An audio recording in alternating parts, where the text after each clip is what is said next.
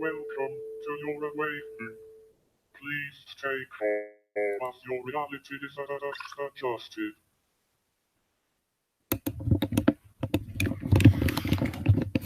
Good morning, Global Gulag.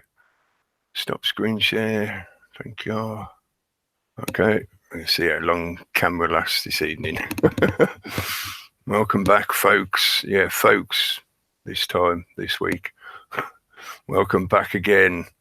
If this is the first time you've been here, welcome back again. You've returned just in time. Another episode, edition, broadcast, podcast, show, whatever you want to call it, of Excalibre on this moon day evening of the 1st of the 10th, 2018, 1st of October. Is it going to be a red October? Yeah, I'm sure we'll start seeing loads of stuff mentioning that at some point. Over the coming weeks, there's bound to be bits and bobs. There usually is each year. And they'll start trying to remind us about how the communists are coming to get us. Feeding that political paradigm to keep people arguing over bullcrap. Anyway, yes, hello, welcome back. Sounding a signal to cut through the noise, banging a drum, and seeing who notices. We shall see. It's been a somewhat interesting week watching what was going on. As I'll get into, like I usually do, I'll try and explain why I've titled this week's title the way I have, what I'm seeing in that kind of connection and what's been going through my head, my thinking about that stuff, and maybe, hopefully, finding something more foundational or has some meaning. I'll put it that way. I'll try and explain myself as I go, like I usually do, as I always do. It's not always as obvious on the tin what it means most of the time when I'm making up these convoluted word games, or some people would call them spells. Oh, it's magic, don't you know? I must be doing magic on you. Ooh. Be afraid, be very afraid. Anyway, yeah, before I start distracting myself and getting too silly, I was watching Raconteur News. They were on earlier. I think they're still going now for another half an hour or so. They usually run till about 9 p.m. Listening to a guest they had on who's talking about his activism and his ideas on some of the stuff going on at the moment in the UK. I can't say I agree with most of what he was saying. I got the impression that he may be well-meaning, but maybe he just hasn't looked long enough at some of this stuff to see what's more than likely going on in the background behind all the propaganda via the social media. But anyway, yeah, shout out to the guys at Raconteur News. Check out the channel. They do regular broadcasts each week.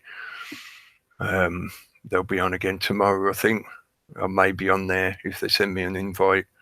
But if not, they always have interesting guests on, people to listen to. So I want to mention this as well about last week's episode.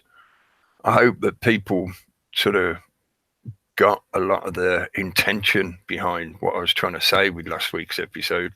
That when I thought about it afterwards, I thought I didn't actually say directly any kind of one of the conclusions that can come from my ruminations that I was rambling about last week. Blame the Who's.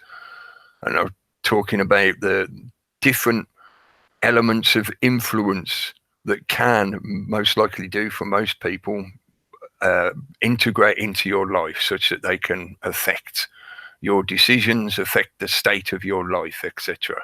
So who is it that you're putting the blame on? Who has the culpability for things that you feel may be happening in your life? Choices that you make, all that kind of stuff. But one of the primary conclusions that I was hoping people would figure out for themselves.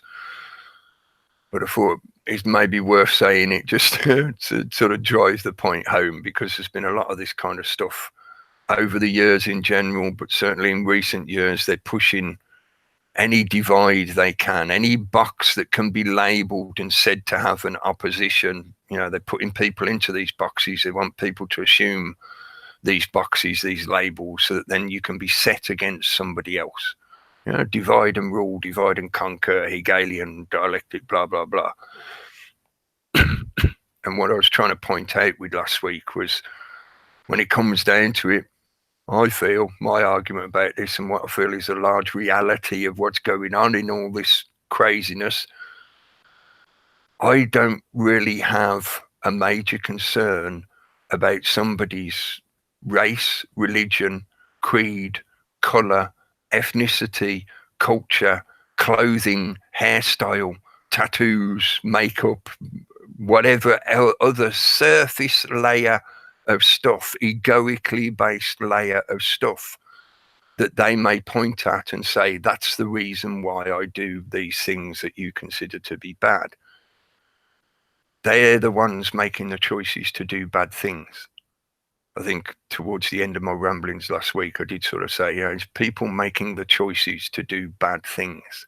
They can claim that it was because they were influenced by somebody or something else, but when it comes down to it, they're making the choices.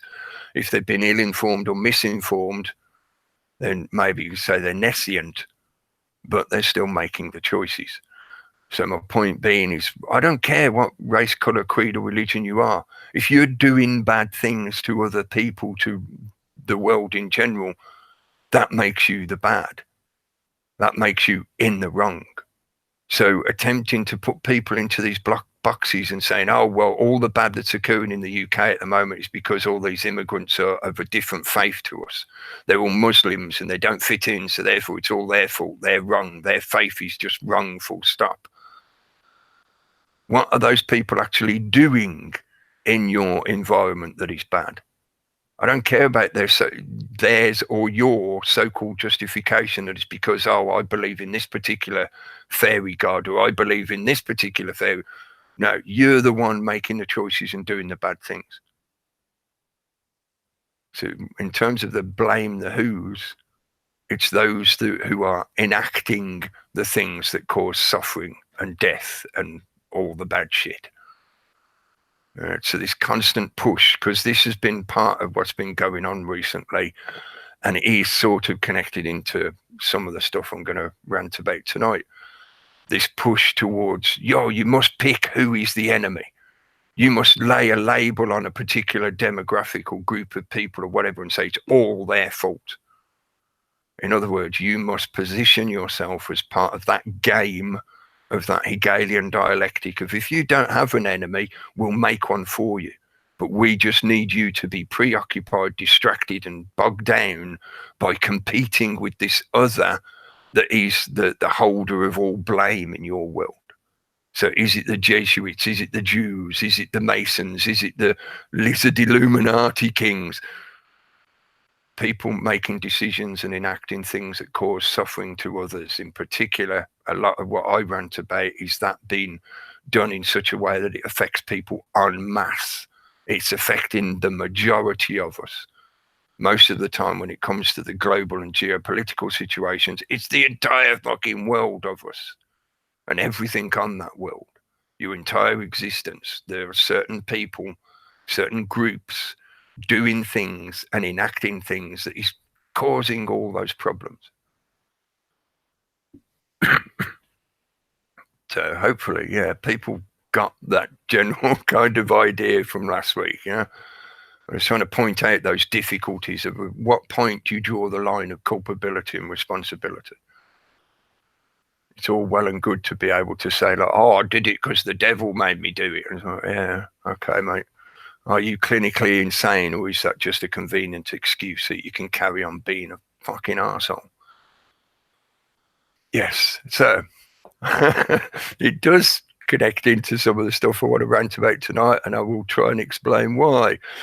The title this week, Just Eye Fixation. as I often do with my word play. You know, there's multiple meanings in that, and I'll try and dig into some of them, maybe all of them. I'm not sure if I'm accounting for all possibilities, but you know, just point at what I can see. But yeah, if you say it fast, as often I do with this kind of wordplay, I rely on phonetics and pronunciations in the English language. You know, these things often don't translate or correlate to other languages, but that's part of the magic of the English language, which has been deliberately constructed for many of these reasons to help restrict or occult knowledge in such a way that people don't realize what they are agreeing to or what they are passing on to each other by the way they put words out into the world. With our words, we define reality. So if we keep telling each other that we're all shit, reality is going to be pretty shitty. Yeah?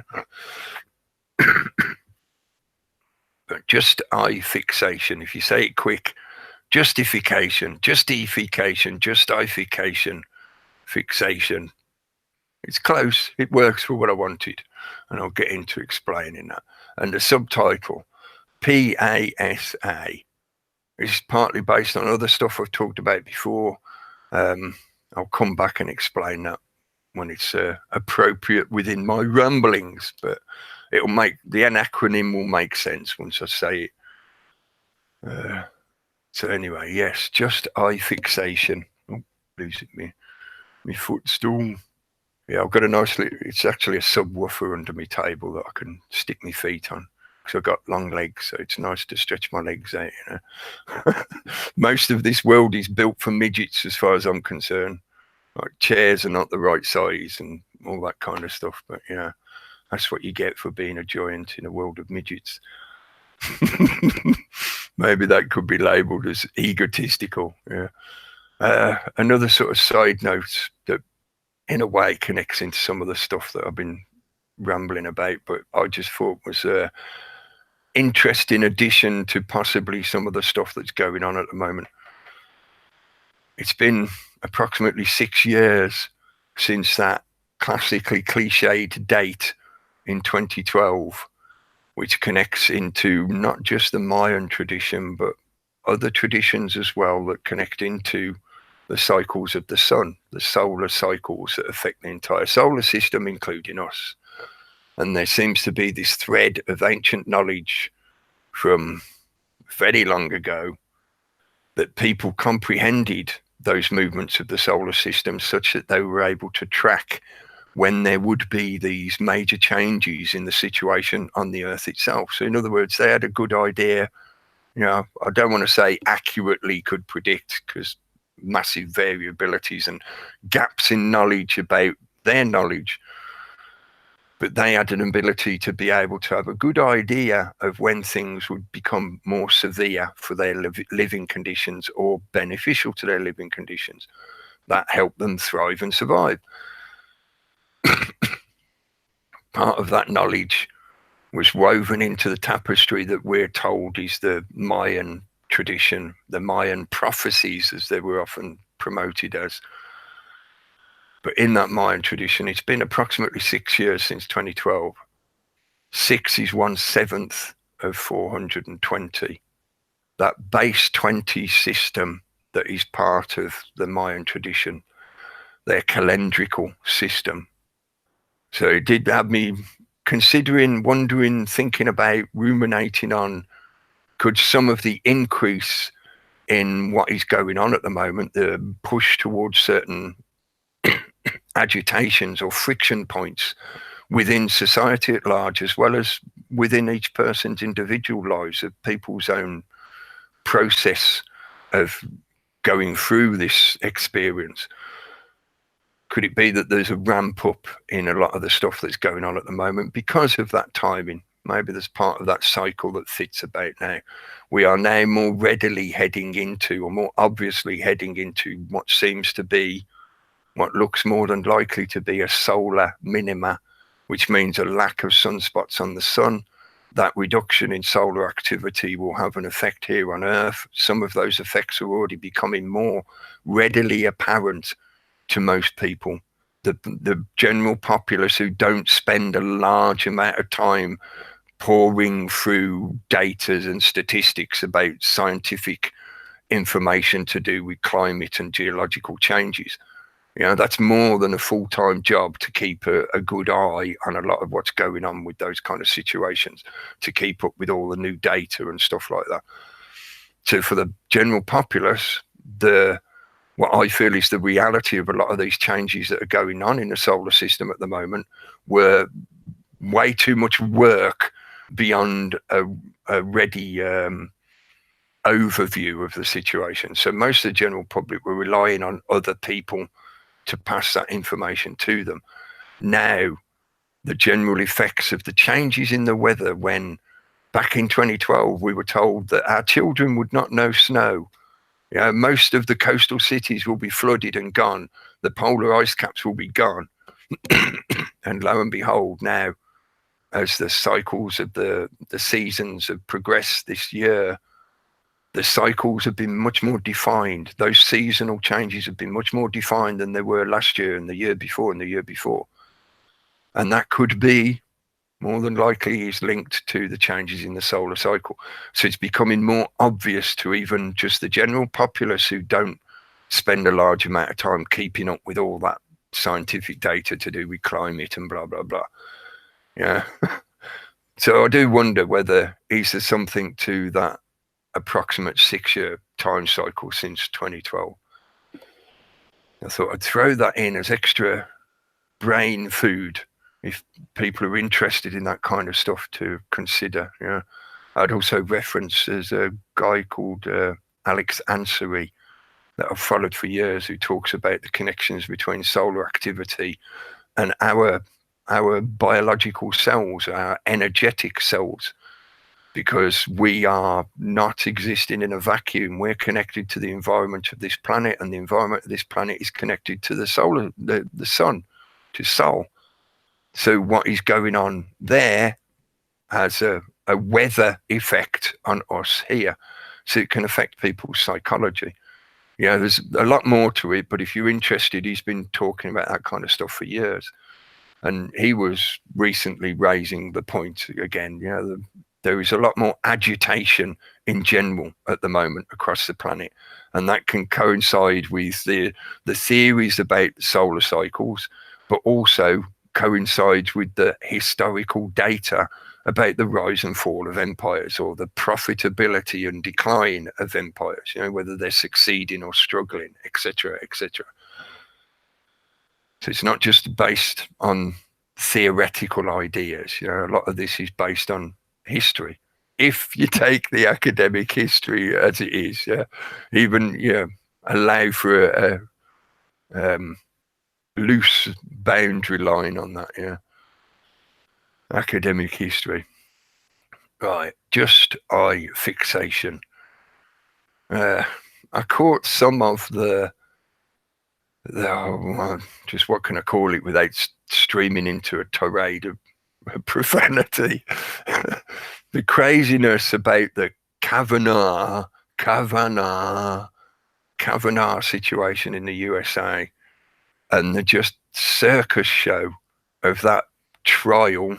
Wasn't even really a trial. It was just purely, I think I heard somebody describe it as a circus side show. Too many S's and C's in that when you ain't got no teeth. A circus sideshow, which is exactly, what I felt it was. This is just, I'm in crazy town now. This is the idiocracy, when the main concern of the general news media in the USA is this Kavanaugh situation and this puppet show, this Punch and Judy puppet show. So it got me thinking about it. They're just jingling the keys again, aren't they? They're trying to get people's attention on something because there's other stuff going on somewhere else that they don't want them to take any notice of, that they want them to not know about, preferably, or ignore because they don't think it's important enough. And of course, I could list off a laundry list of stuff that's going on around the world that could easily be argued is far more important. And that is particularly as well in a lot of what's going on at the moment, more relevant to every individual, because there are now things going on in your general environment. I'm making a little presumption here that you more likely live in one of the westernized nations. If you're listening to me doing this broadcast, that means you've got internet connection, you've got some way of looking at the YouTubes. So you're more likely in one of the Western or westernized nations. Yeah, you're not a Bedouin living in the edge of the Sahara, tuning in with his portable, satellite phone or whatever. So you're getting subjected to this kind of distraction stuff. And the UK media has been subjected to the left-right. It's the political conference season, don't you know? So we've had the Labour conference and the Conservative conference, and Boris versus Theresa, and oh, look at this, look at this, look at this. Are you agitated yet? Are you annoyed yet? Have you picked a side and started shouting at the other people yet? Because that's what they want you to be focusing on. That's what they want your eye to fixate on. And I know in many ways I'm just saying distraction using other words. But I think that there's a deeper layers to this, which I've talked about in different ways before. But I thought this time I'll say it this way. I'll try saying it a different way and see if maybe this makes sense for people, such that they can, get some use out of it, get some value out of it. Just eye fixation. On a surface layer, like I said, it sounds like I'm just saying distraction. They're jingling the keys, like your little infant child, and you're in your cot and they're jingling the car keys at you to keep you occupied and giggling. Or they're like the magician's assistant in the sparkling outfits, doing the little moves, just enough to distract your eye so that the magician can do his prestidigitation. Oh, I can get the words out tonight. Prestidigitation. So you don't see the trick, you just see the illusion, because your conscious mind, your focusing mind was distracted onto something else.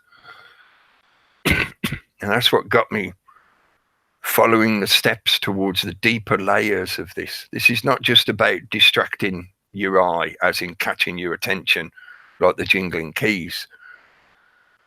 They also want to capture your cognitive focus, your thinking process, what is occupying your mind at the moment.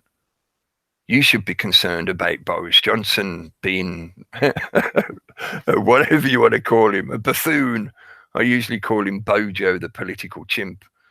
Yeah, he's there to play the buffoon and be the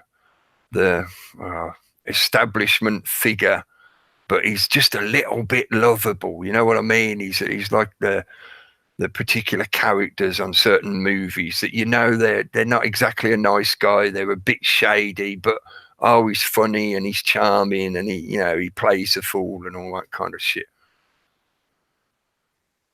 So he's got that lovable rogue element about him. You should be concerned about what he's doing and saying. That's what should be going through your head. That's what you should be talking to each other about the next time you're at work, or when you bump into somebody in the street, or when you're in the pub, or wherever it is. You should be talking about Boris Johnson and Theresa May and the Brexit. That's what should be occupying your mind. And in that occupying of your mind, you're being pushed, nudged. You got to pick one side or the other. Are you for Boris or are you for Theresa? Which one are you going to follow? That fixation is not just about fixing the eye of your visual perception, but also about what's going on in your head. And by what's going on in your head, that influences the way you live in your life. The way you living your life has an effect on the entire society you're part of, because what you're doing is little bits that build into the rest of the society at large, and so is everybody else. So you want the political Hegelian theatre show to carry on, then be obsessed and interested in what Boris or Theresa May or Kavanaugh is doing and saying, what is Trump's latest tweet, etc., etc. I'm not trying to suggest that you should completely ignore this stuff, because it's things happening in your environment, and some of these things can have an effect on you and your reality. So they're worth knowing about. They're worth being aware of. You know, in the same way as you're scanning the horizon for danger on the horizon, it's the same thing. You are perceiving your environment and taking into account things that may mess with your lovely life, your wonderfulness. But they're keeping that occupied effect on both your eye, the visible light you're taking in and what you're looking at, and your cognitive mind. Your third eye is in the middle of that cognitive mind. That third eye that is in a position where it is the balance between the two hemispheres. You know, look into the pineal gland and the corpus callosum and whatever, if you want to, the top of the nerve cluster that connects to the base of the brain, all that kind of stuff, the amygdala, the various biological systems that affect your entire body. A whole load of stuff could fit into there. But I'm just connecting it to this point of eye fixation, just eye fixation. And please don't forget as well that reading of it as a singular word, justification, justice. What does justice actually mean? What's the etymology of justice? I'll leave you to look that up for yourself. You know, I'm not here to spoon feed every little detail. But the third eye, beyond just occupying your cognitive attention and what's going on in your brain and giving you value systems that you then codify into thought structures that affect your entire life and how you interact with others, they're also occupying your energetic self, your third eye. And this is where it gets into that question of what is up at the top of that hierarchical pyramid that attempts to control everything, that seems to be parasitical and only has a desire to be fixated in this density and accumulate all of this density into its web under its control. You know, that effect of centralizing power. And the more power gets centralized, the bigger the scale of the singular entity that exists because of it. In other words, the spider in the middle gets fatter and fatter.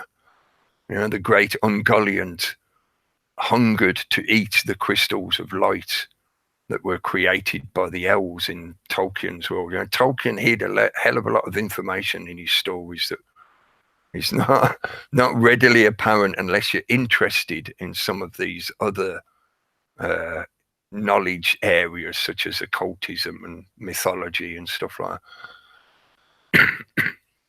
But occupying that third eye, what is the biggest illusion that occupies that third eye to distract you away from the reality of that connection back to the source energy?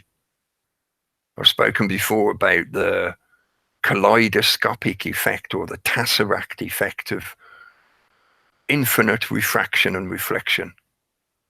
This reality is a mirror. And in that mirror, somebody or something is projecting an element of light. You're seeing the reflection of that light. If you're looking directly at it, you would be swamped by the lux of what that source energy is, that creator energy that enables all of this. You know, I've spoken before, I can't remember which particular episode it was. It was one of the first ones that I did, I think, about the concept of the egoic self, or the shadow self is the reflection or the shadow that you see cast by the very reality that the source light is behind you because you're facing the wrong direction. Just like the magician jingling their keys, they flashed a little bit of illumination, fake lux. It's illuminated light. It's not the lux of the divine source, the creator source. And in that flashing, they've caught your attention. You've turned away from that original source energy to look at the distraction, at the little flashy, sparkly lights, at the glamour, yeah, the lightning glamour of the distraction that is the reflected light within this tesseract, this mirror that is this experience, this reality existence. Using that sparkling glamour, something is catching your attention, and then the attempt is to draw you into that illusion and feed the illusion of separation so that you forget that connecting thread back to divine source, the thing that creates your very existence, that allows your very existence to emanate into this experience.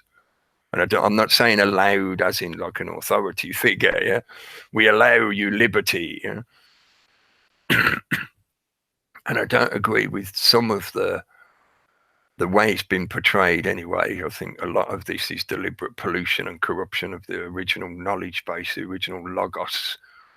But I don't agree with the modern interpretation of the Gnostic church that is often presented, that this is a prison or this is purgatory. And you're here because you're a naughty spirit and you have to work your way through the veil to return back to the source energy. I disagree with that. This is not a prison.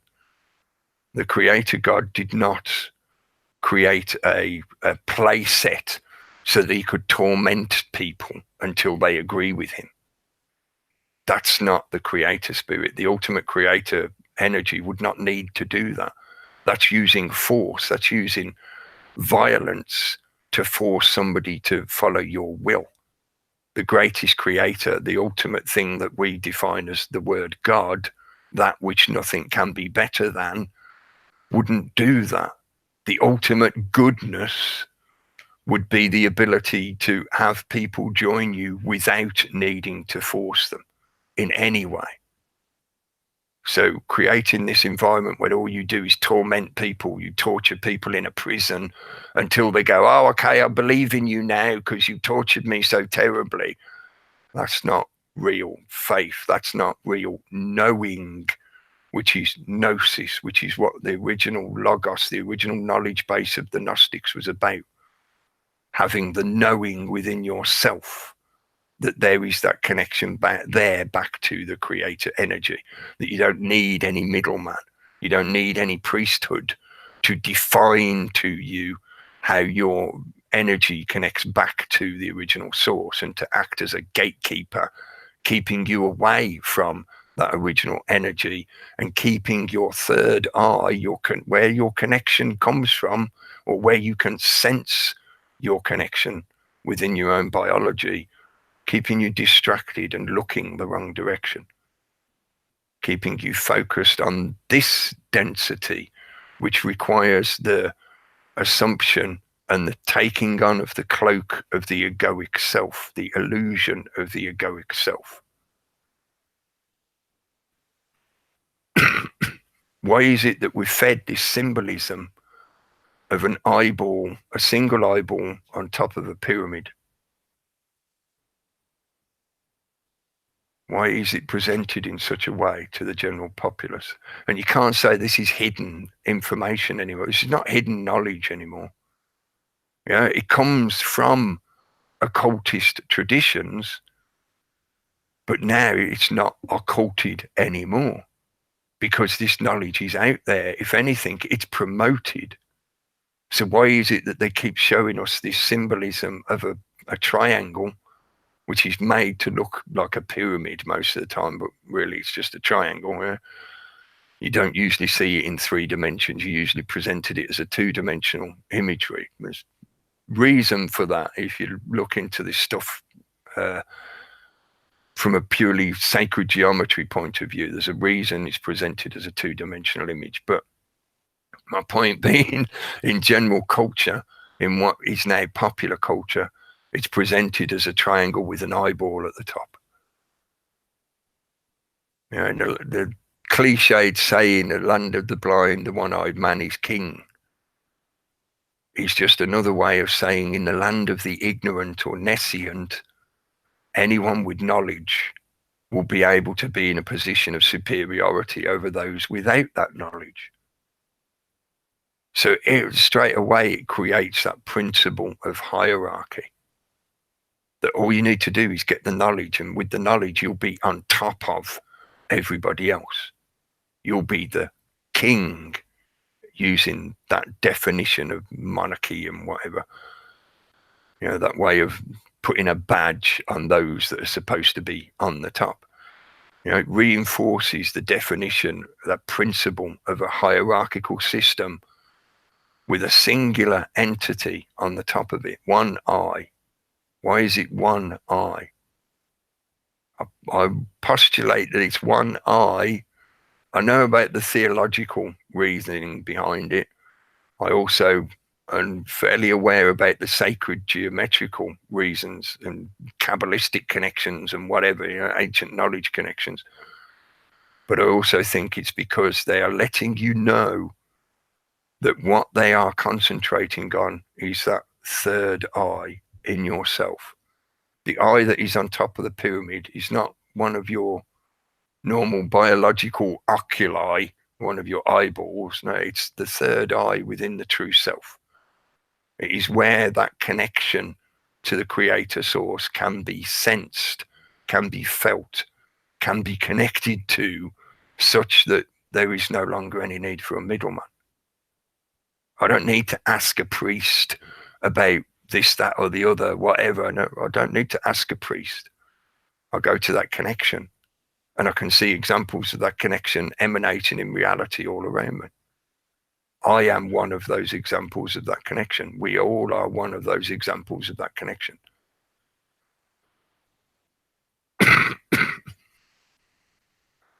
So why the eye on top of the pyramid? It could also be a prism, because there is that connection of the light as well, and the refracted light through a prism, taking the original source energy and splitting it, dividing it, so that each can be set against the other, can be defined separately from the other.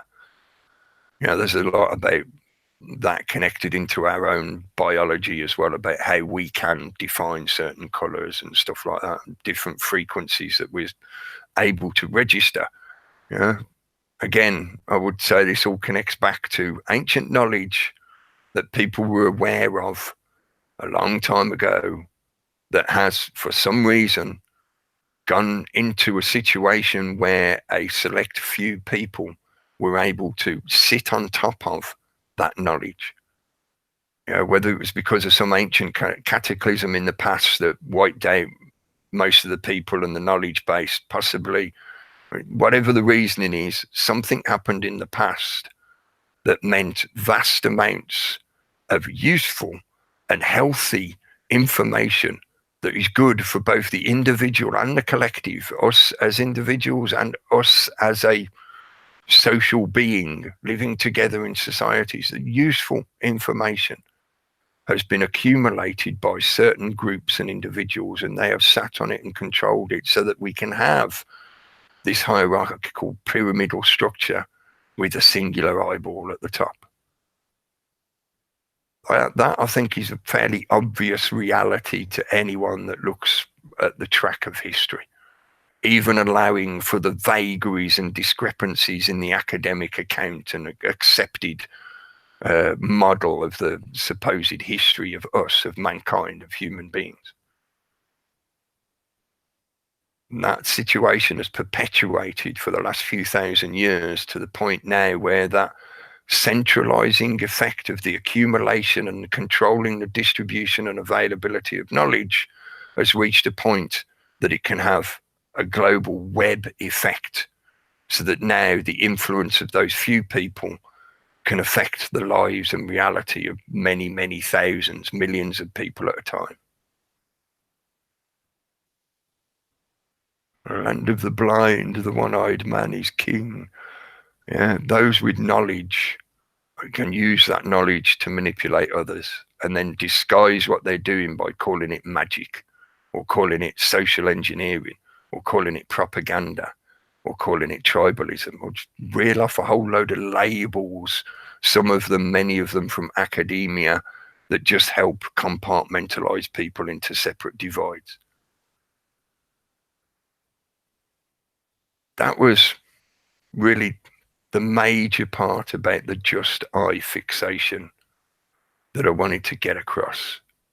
That it's not just the visual distraction that they're after, and it's more than just occupying your mind and your thinking. They want your whole energy going in their direction. And that energy flow comes from that third eye, because that's where you integrate your biology into your environment. Your individuation meets the rest of the environment from that point. I argue anyway. You know, it's a combination of things, but that is like the tone generator. You know, can you draw the word from the tone? You know, I banged on about that before in the past, but the heart creates the energy field.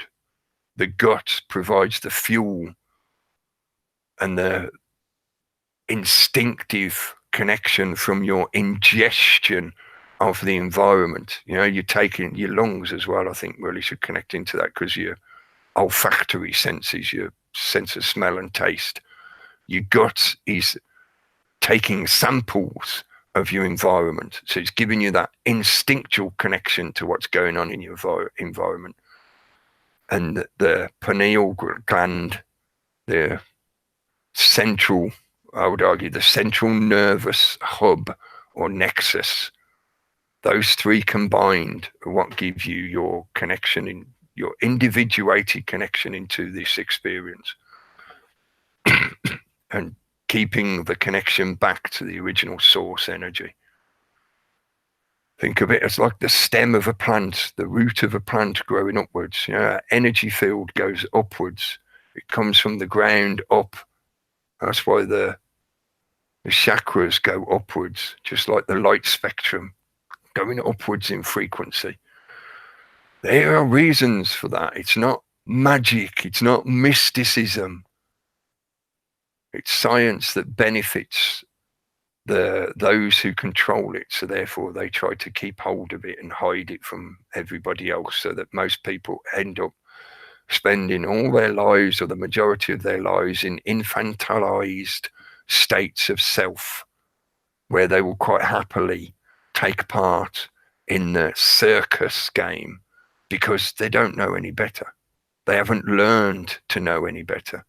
They haven't realized themselves. Therefore, all they're living is a cartoonified clone existence based on the dancing shadows on the wall that has been shown to them by the reflected light. Why are occultists so obsessed with reversal? And I say occultist in the general, like most people talk about the dark, bad occultists, the naughty people doing bad magic, all that kind of shit. Why are they so obsessed with reversal? There's very, very good reasoning for what they're doing. You know? In their minds, there's a justification, but you know, I would disagree with that. I get the reasoning, I comprehend the reasoning, I just don't agree with their justification to do for what they're doing. You know? So yeah, a further meaning. Just I fixation, just I, that I that is the self, me, narcissistic me, look at me, pay me attention. I will aggravate you until you give me attention. The self, as in the narcissistic self-obsession. This whole experience is all about me. Solipsism. There's nothing else here but me. I'm the only thing that matters. What I want is the only thing that matters. And I'm speaking, you know, as a character to represent those kind of ideas. Yeah, I'm not saying that from my own point of view. But the system happily feeds that egoic self, because the more attuned you are to that illusion of the egoic self, the more fixated you are into the reflection that is given to you by that mirror game. They want you to believe that you are the thing they're showing you in the mirror. You are the picture of Dorian Gray. You are a reflection that they are manipulating by the framing and the presentation. Propaganda on a spiritual level, on an energetic level. So that eye fixation is also about them capturing people into that bubble dimension of the egoic self. Like a moth to the flame, you'll keep following that fake looks, that fake light, the pseudo light, the faux looks. You'll keep following it like a moth trying to get to the moon. And they will use that fake moon to guide you along where they want you to go, because you're so fixated in that self that, oh, I must be right because I'm the only one that's here. So of course I'm right. So I'm going this direction because this direction is right. Yeah. It's a never-ending tautology. And part of that, because that then connects me into some of the stuff I've been watching going on over the last few days. And I noticed that, yeah, one of them pops up again. Convenient time, you know, this good opportunity for me to say this now at the moment. With some of the stuff that's been going on recently, it's part of the reason why I mentioned the 6 years since 2012 as well. With some of the stuff going on recently, I predicted some of it a while ago. Not exactly broadcasting saying I made a prediction, but just chatting with people, chatting with friends off air. And I said, this is mostly likely what's going to start happening. Things will go quiet for a little bit. And as Gary pointed out, I think over the last few weeks or months, it's been mentioned, Gary's mentioned it a few times about the Mars retrograde, various things going on that were sort of quelling down the general sort of conflicting conversations that tend to happen or are fueled by the propaganda of this system. It quietened down for quite a while, and it seemed like there was, hang on a minute, it's almost like there's a bit of open space. It's like the eye of a storm effect almost. And I said, give it a little time and it will come back again. It will come back with a surge. And lo and behold, that's what's been happening over the last few weeks, little things here and there. And they think I don't notice, but the methodology is the same and has been the same for years, such that once you've experienced it for long enough, you can see it straight away. Like I've talked about many times, it's like when somebody points out a particular colour car to you that you thought you'd never seen before, and then all of a sudden you see them everywhere, because once it gets pointed out to you, once it is revealed to you, it becomes obvious and you keep seeing it. Yeah, it's not hard to miss. So the general methodology of how they attempt to stalk and harass, and they poke and they bait and they try and use hooks and fallacies and sophistry to manipulate what you are doing. They're so desperate to drag you back into their game because you're standing outside of the game and pointing out what it is. And they can't have that, because then other people start going, hang on a minute, this magician and his assistant have had me distracted for, hang on a minute, what's going on? It's easier, I can't remember the quote properly, but it's easier to fool people than it is to convince them they've been fooled. That was Mark Twain, wasn't it? Something like that anyway, rough paraphrasing the quote anyway. So I've been seeing a lot of that going on recently. I listened to some of Jeff C's videos that he put up recently. And one in particular, which was something I wanted to mention because I thought it's very, very important and relevant at the moment, was about a recent case, another situation where somebody who can easily be labeled as a crazy person, is it coincidentally convenient that these are the people that pop up to do this shit?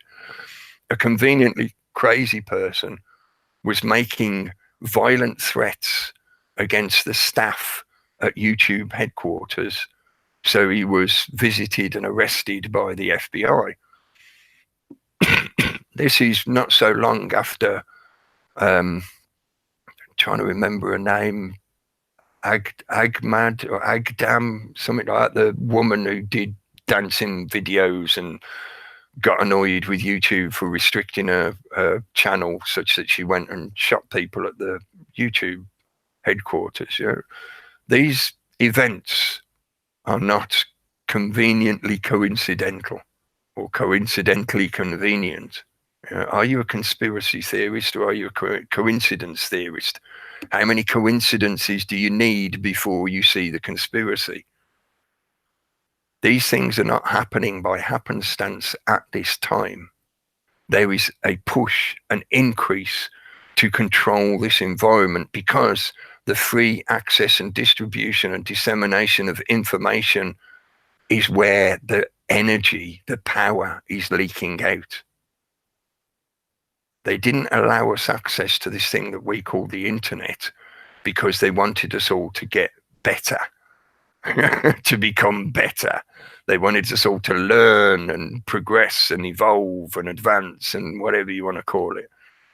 No, they gave this with the intention of bringing it to the kind of situation we're in now, where they can start to now define this ministry of truth propaganda tool, such that if you question the official narrative, or if you stand outside of or point out the official narrative and the manipulations of that status quo establishment system, hierarchical system, then you will be not only ostracized socially, you will be ostracized in this environment as well.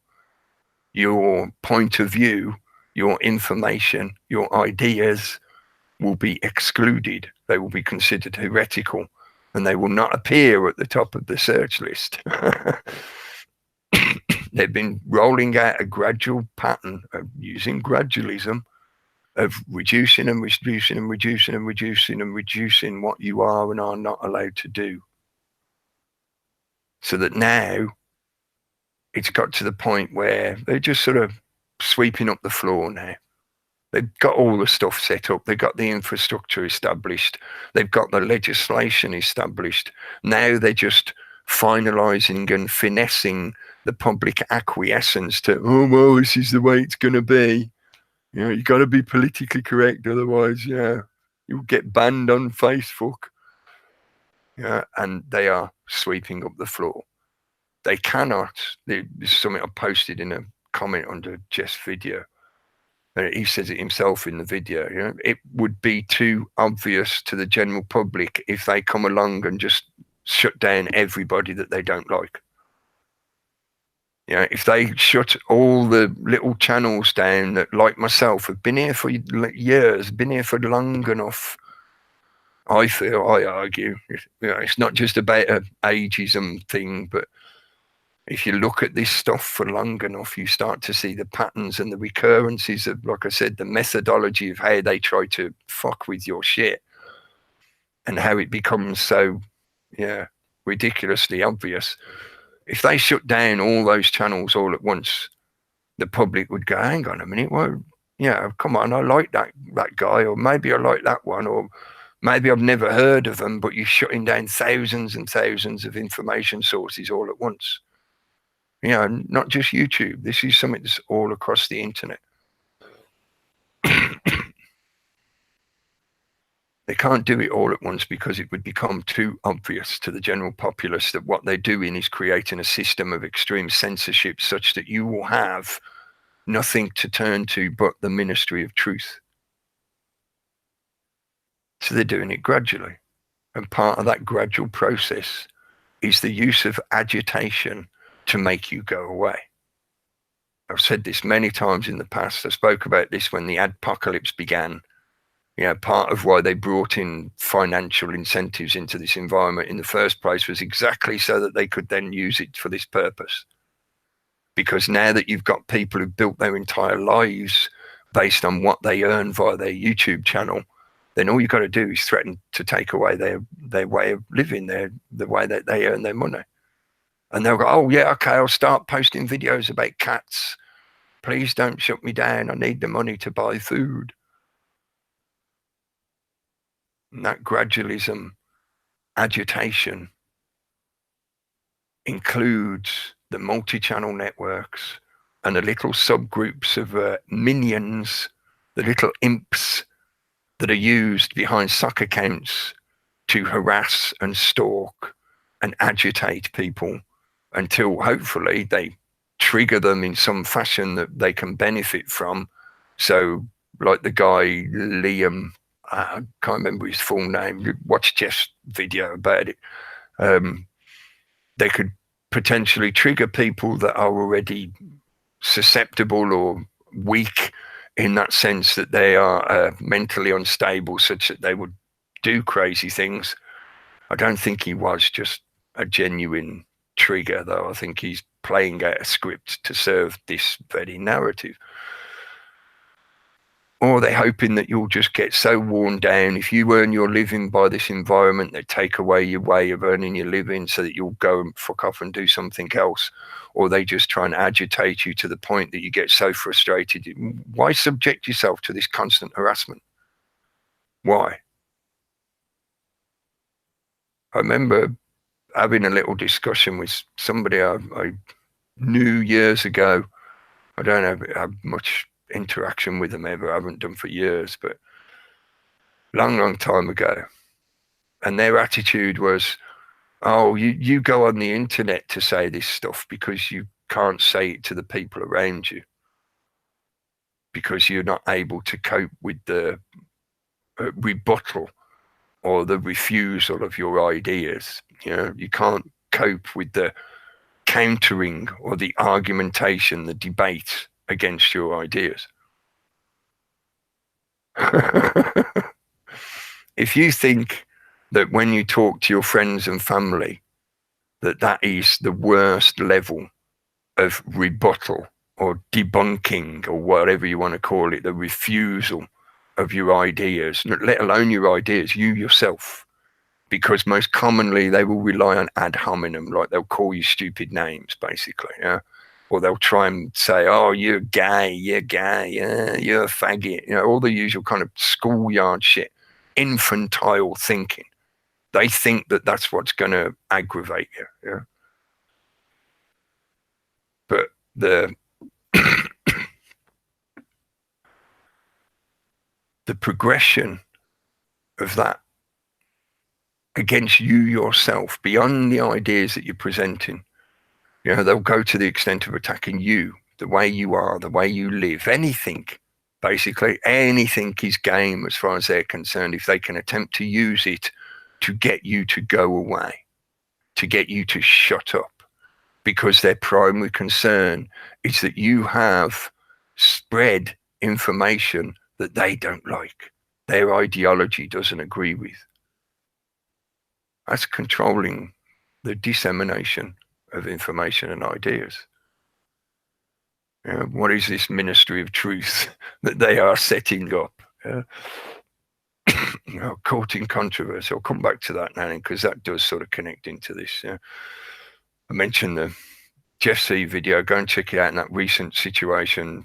The guy Liam making, if you make threats like that, if that's your attitude of approach to this kind of stuff, then I think you've got to be somewhat foolish or idiotic to not expect what he's going to come back at you.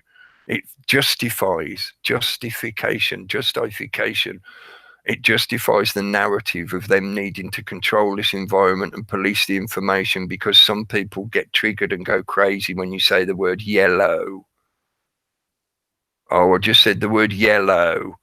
Somebody out there now has just suddenly gone bing by magic, My word spell, yellow, it's just made somebody go bing. and now all of a sudden they're rampaging with a weapon trying to kill everyone in sight. You know? Who is it that's tripping over fantasy and reality here? The system's trying to tell me that it's got command of, it knows what reality is. It's got all the definitions, and what you're believing is just fantasy. But they also telling me that a building can fall at free fall speed even when a plane hasn't hit it, and that by me talking about reality, I'm actually pointing at fantasy. What? You see that reflection, refraction, and reflection, reversal? Blaming you for what they are doing. That as well, very similar to the Kavanaugh situation. Yeah, it brings me back to the point of why I said, you know, this, inspired by some of the stuff that's been going on in the week, and in particular all the stuff about this Kavanaugh crap and the Boris versus Theresa crap, the Brexit crap. And then in the midst of that, I didn't see much of it. I watched one clip about it, something about Kanye, you know, some dumbass celebrity married to one of the Kardashians, I think is now. And it was just yet again more the circus game, but here was a more easily understood, a more easily recognized example of courting controversy for purely propaganda reasons. Yeah, he starts posting shit about how he likes Trump and, you know, all this basically just agitating ammunition that he knew would get a reaction. Because he's the kind of celebrity that's learned to become skilled at getting people to talk about him. Yeah, I mentioned Oscar Wilde quote earlier. Well, quoted, mentioning Dorian Gray, but Oscar Wilde quote as well. Yeah, as long as they're talking about you, that's all that matters. And that's paraphrasing it completely. Yeah? Any attention is good attention as far as they're concerned. Just like the naughty child, just like the infantile trolls. Any attention is good attention. So all they do is just keep throwing shit in the hope that you'll look their direction. Keeping your eye fixated on their little dance. Look at me, I'm a leprechaun. Courting controversy. You know, the Kanye thing made a really easy example of that. You know, putting stuff out that he knew would create a reaction, a knee-jerk reaction from people, and just get them talking about him. He's now mentioned on all the news and whatever. I only saw it because I'd watched the what is it, John Oliver, he does a comedy show thing, and I tune into it occasionally because he usually presents a very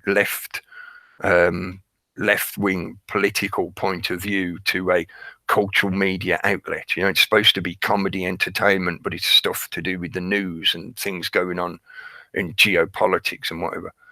That kind of stuff, I jump around the channels to look at the different points of view of how they're presenting stuff. Like occasionally, you know, I even look at Fox News stuff every now and then, just to see how they're doing the left-right. Yeah, it's no good just looking at one side and putting the blame all on one side. It's not. The whole lot of them all participating in this left-right game. So it's who's the puppeteer that's playing the game. You know, that's the one where the culpability stops. That's the who that is to blame. Distraction. Yeah, another part of the. I'm sorry, I know I've jumped around a little bit towards the end there, but another part of the just eye fixation, where it's about the selfish you. You know, they're quite happy. I mentioned this last week as well. They're quite happy for you to assume the guilt. You know, it's just eye fixation. You're the one to blame for all this. It's your own fault that your life is shit. It's your own fault that this, that, and the other is happening in the world. It's because of your depression that 9/11 happened. It's your fault. You're the one at fault. Assume the label, accept the label, be a good little infantile, and go back into the queue and play the circus game. So just eye fixation works in that way as well. If they want you to be obsessed with your own self, your selfishness, that narcissistic selfishness, but at the same time assume the guilt for what's going on in the collective. So you assume the guilt for global warming. You assume the guilt for the immigrant problem. All these kind of lumps of baggage, lumps of lead that are attached to you to slow you down, or to, like I've used this metaphor before, the ice curling, when they throw the stones down the ice and you got the two people left and right with the brushes. That's the nudge team. You're the stone hurtling down the ice and they're trying to nudge you one way or the other. They're attaching little weights on one side or the other to tip you one way or the other, to destabilize you. I've used that metaphor before as well, like the spinning plates, the gyromotive force of your energetic self. If they can tip it one way or the other, they can get it marching left, right, and they can then steer that. I found it quite interesting that the modern technology of the little, what do you call them, scooters, flying boards, and there's even the type now, it's a singular wheel where it relies on you applying pressure left and right to steer it. That's what they do with their nudge teams, with their cultural influencers, with their trolls. They try and nudge you one way or the other. And if they can't nudge you in their favor, they destabilize you to the point that they hope you crash and burn, or you get frazzled, you freak out and you give up and you go and live in the mountains and bark at the moon. As I told people before, I don't bark at the moon, I howl. Howl at the moon, not bark. I mean, Ozzy made a major mistake when he did Bark at the Moon. It was one of the shittiest ones he's done. It's not one of the good albums, but anyway, distracting myself, talking about distraction. And there's a list of various things I could mention. A couple of other shout outs I want to do for reasons connected into what I've been talking about. I watched Max Egan's latest upload that he did on Saturday, but you might not see it in your general feed, because as far as I can tell, I watched it on the Sunday, so it had already been on YouTube, because he usually puts them up on Saturday morning. I think to us here in the UK anyway, it's Saturday morning. So it was probably on YouTube for at least 24 hours before I got round to watching it.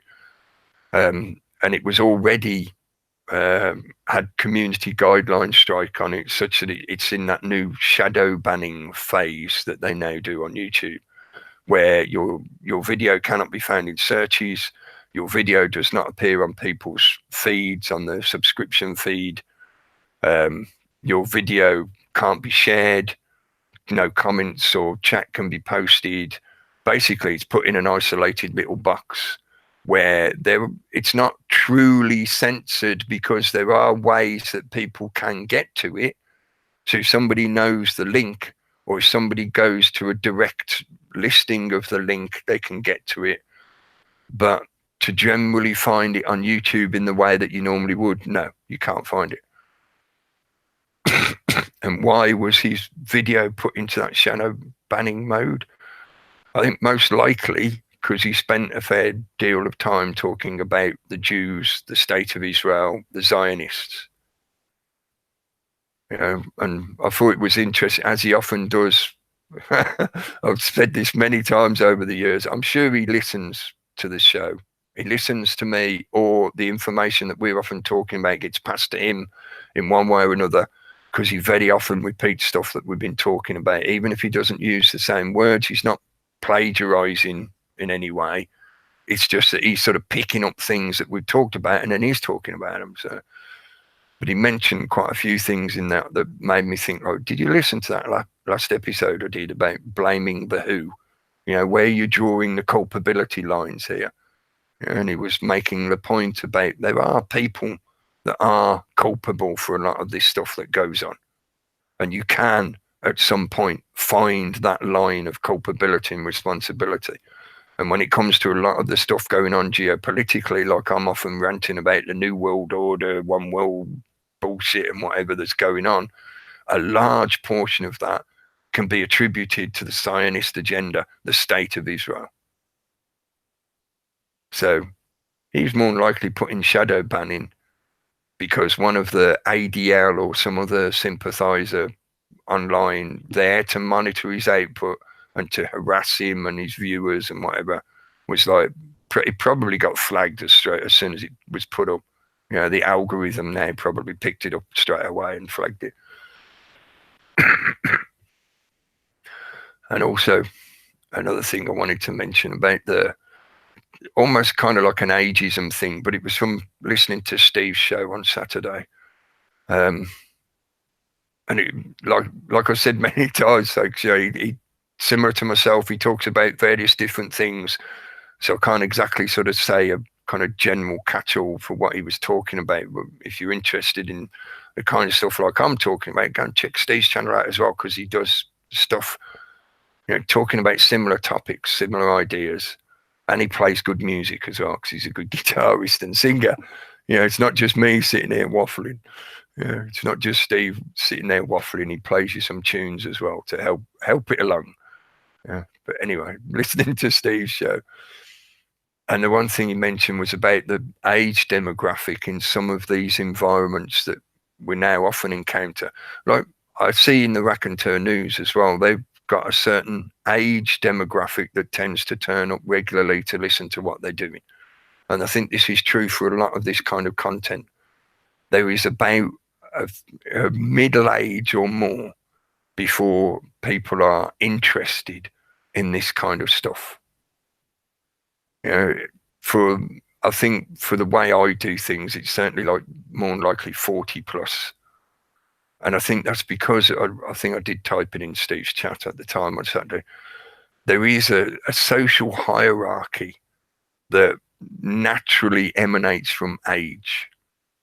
And I'm not saying that in any way to be detrimental one way or the other. You know, it's not that old people are better than everyone else, and it's not that young people are better than everyone else. No, they just are these natural sort of times within your life when you move away from certain stuff or move towards other stuff. So it creates like a natural social hierarchy based on age. So younger people are not interested in listening to some bearded old guy talking for an hour and a half, 2 hours about weird stuff that freaks their head out. Yeah, because that's most of the response I get. You know, oh, you're talking about crazy stuff. It's far too complex. It's far too out there. It's far too... That's just the way it is. Yeah.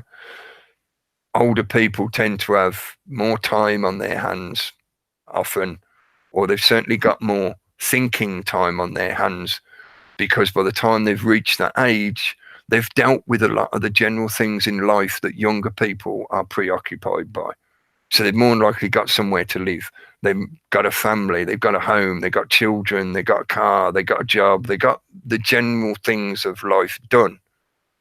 So they're not spending all their time, like for the main adult demographic, which is like what, 20 something to 30 something, mid 20s to mid 30s. That's the main adult demographic. The majority of them are stuck in the keeping up with the Joneses mentality. They're not quite as socially concerned as the younger generation. From teenage through to early 20s, your primary concern is building social networks. That's what you do. Yeah, I mean, people can argue about that, but the general accepted, academically accepted sociological point of view is from puberty to early 20s, you build social networks beyond your family, because that's how you find a mate. That's how you find a partner to create a family with, which is your natural drives and inclinations. Whether you're aware of it or not doesn't matter. So most people spend a large portion of their teenage and early 20s doing things like going to clubs, going out, partying, meeting other people, being gregarious and interacting with people, because they're building their social networks around them. You know? In your 30s, late 20s through 30s, you're in that primary adult demographic where it's pretty much assumed or expected that you would by that time have a job, that you're building a home from earning, or you're building your own home and being self-sufficient, yeah. But you're in that age bracket where you've got the family now, and now you're building the home that the family lives in, and you're sustaining that home. But it doesn't totally lose the veneer of your concern about what the rest of society thinks of you and how you live. So the keeping up with the Joneses kind of thing. So you want people to see you, and you want to be accepted by the environment you're in. You're more concerned with that. So you do what everybody else is doing. That's why you go and look at a lot of the agenda-driven, manufactured protest movements. They contain those kind of age demographics. When you find the more organic, authentic protest movements, they're older demographics. Almost always, majority older demographics.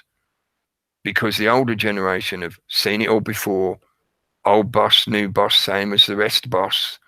And they've been through these processes of life to the point where they've got more thinking time to them, more time available to them, that they can actually look a bit more in depth or spend a bit more time considering, having some patience and go, oh, I'll see what this guy does. I'll let it play out and see what happens. Yeah, see what he does at the next election, or see what he does at the next council meeting, blah, blah, blah. They've got more time available to them. And your focus goes from in front, where you are looking for a mate to form a family, to get a job and a home and build that home so that you can then live in it. Yeah, that's up to that midlife demographic point. From that point onwards, you're looking backwards. You're looking at the generation that's coming up new to you, your own children and that younger generation. So rather than looking to prepare your own way through life, you start looking back and you're like, okay, my kids are going to be adults soon. I want to get things sorted so that they can have a good life around them. They can have best chances in life, blah, blah, blah. So you start looking at the generations that are coming up towards your point in life. Again, that's why you see a lot more of the older demographic in environments like this, or looking at these kind of questions and ideas. Yeah.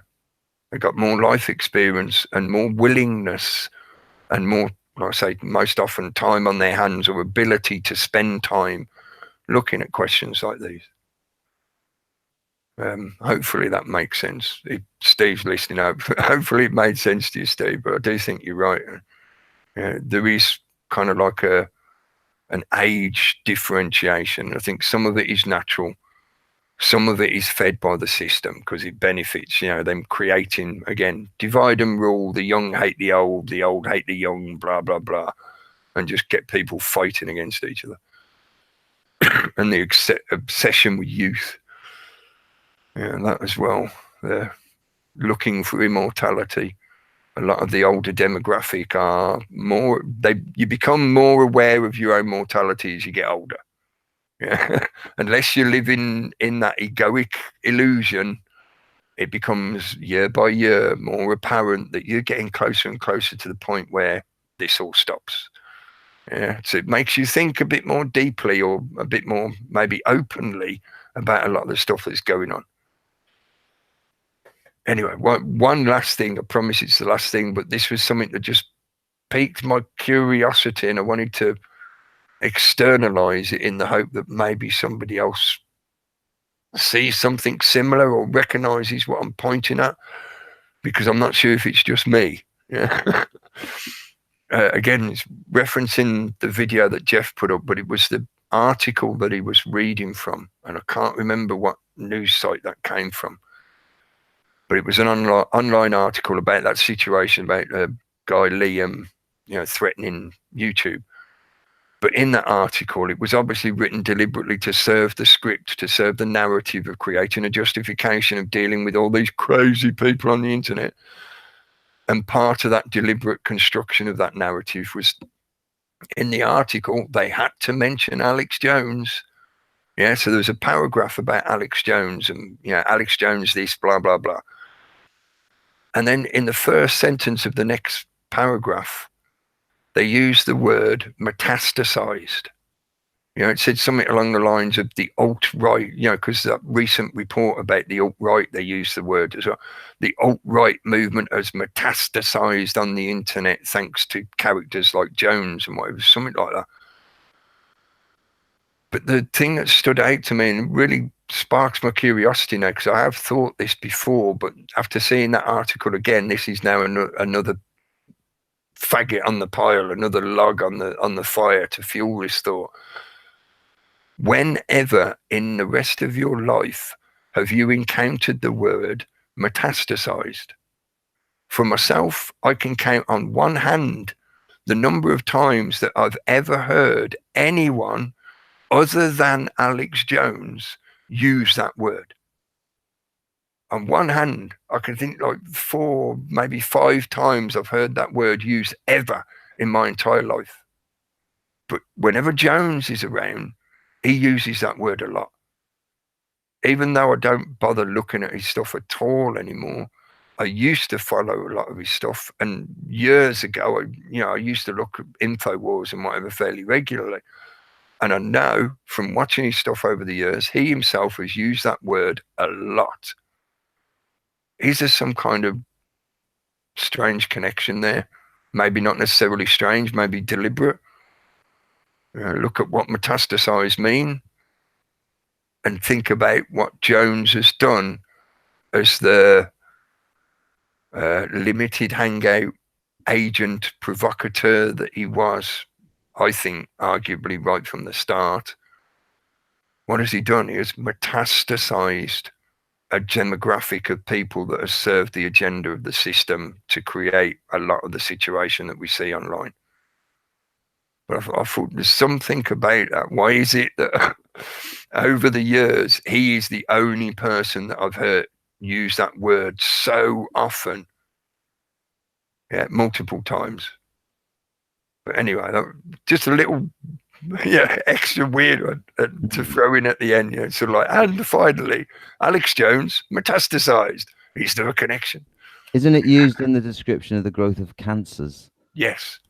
So it is often, because it's the process of not only expansion, but it's also amalgamating or consuming whatever it is that it's expanding into. It's a little bit like like describing a cancer or a virus, the progress of a virus or something. That's the only time I've ever heard it used. Yeah. Like you say, if I don't listen to Mr. Jones anymore.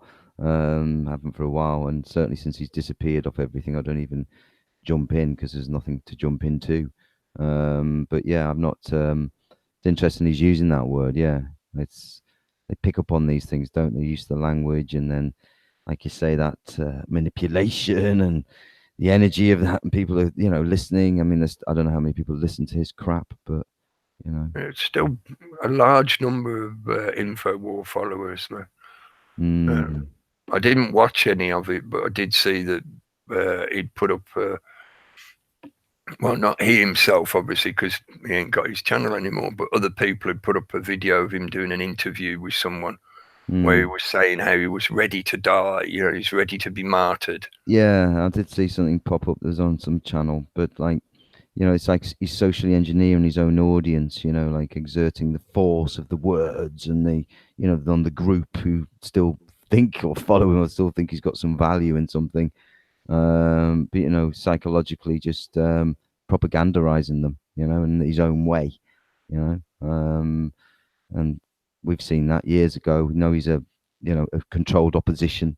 We know he's linked to all these Rogans and all the other ones are all part of this same kind of network that's out there to try and diss anybody, just trying to say anything that's, going against official narratives or anything like that, putting that sort of official stamp out there to say everybody's nuts. This is what you should be thinking. Like, this is how you should be, approaching it and everything else, basically shutting you down from any sort of critical thoughts and things like that. Just listen to us. This is what Alex Jones is all about. Listen to me. I am the number one InfoWars, prison planet, and, building that sort of image where he gathered, I suppose, millions and millions of people to his, his version, his controlled version of the truth, That's all that was. That's a good point for me to add in, because I forgot to say it in all my ramblings because I was too busy trying to focus on the talking about the justification stuff. The PASA, that was something that I mentioned in Steve's chat as well, and I've said it before, and I don't think this is my idea. I didn't originate this idea. I know I heard it somewhere before, but I can't think who it comes from originally. Probably some Eastern guru or something like that. I don't remember. But the PASA, is a political awakening leads to a spiritual awakening. Right? And some people took, I can't say offense, but they were just instantly, no, you're wrong. There's no such thing. It's like, you ain't even defined what you mean by no such thing. But political awakening is that process when you start to realise that whoever you vote for, the government gets in. Whoever you vote for, it doesn't matter what they said before the election. They're going to do something. They'll do whatever the fuck they choose to do once they're in power. That political awakening just means coming to an awareness of, increasing your awareness of everything, your environment, whatever. You start to question, well, where is this authority coming from? I'm giving my authority to these people and they're just doing shit with it. Yeah, they're doing opposite to what I want, or they're just shitting on me, even though I give them the authority to be in those positions, blah, blah, blah. It leads to a political awakening of you seeing the political left-right theatre game for what it is, a theatre game that is the shop facade, the disguise for the corporatist, banksterist reality that exists behind that sham, that faux cover of democracy or whatever it is. That, once you start to get to that question, of where is their authority coming from? How can they claim authority to do this, that, or the other, like, fracking or whatever else it is that they're doing? That inevitably makes you question where authority comes from about everything. And that is a process that if people follow it, it's not like a magic pill thing that occurs for people. But if you get to those political realizations, you keep following that path, and it leads you to a spiritual awakening as well, because you eventually start the same process in terms of the entirety of reality, not just the political theatre, but all the other big questions of why is this happening? Where do these people claim their authority to know about God, or know that there is no God, or blah, blah, blah? Of course, there's an exact bad opposite of that in the Freemasons, where they rise above politics for their particular kind of spiritual awakening.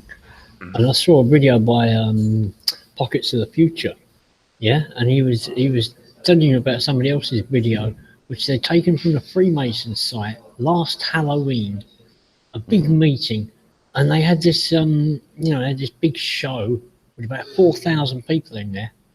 And on part of it, they've got these guys, one guy is playing Washington, quoting to Jefferson about, I believe all men are born equal. And then this guy interrupts and says, well, here in the Masons, we are all equal. And everybody looks at the Grand Master, who just happens to be the Prince of Kent, the Duke of Kent. And I thought, hang on a second. I thought all men were born equal. And, the leader of the Masons is the Duke of Kent. And the revolution, the American Revolution, was to escape the power of the monarchy. You guys have gone wrong somewhere, yeah? So it got you fixated on that narcissistic, solipsistic self, I. Yeah, that's a lot of what Masons, and this is a generalization, I know, but for those that pursue that kind of higher level stuff of Mason power, or the power that they can get through being in the brotherhood, it's all about the I, me, I will be powerful, I will be in control, I will have all the knowledge, all that kind of shit.